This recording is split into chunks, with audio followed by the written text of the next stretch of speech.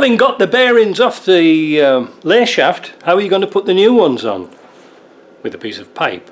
Now you see we've just ground down this pipe here, so it misses the race, because if you did it that way it would crush the race. So we put it that way,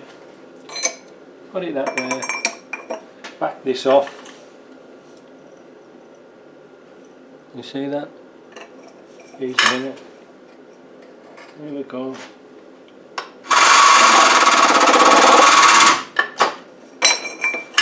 Boom.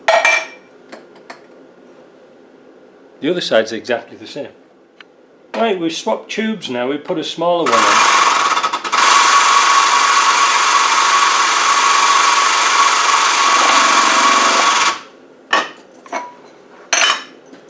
Bingo.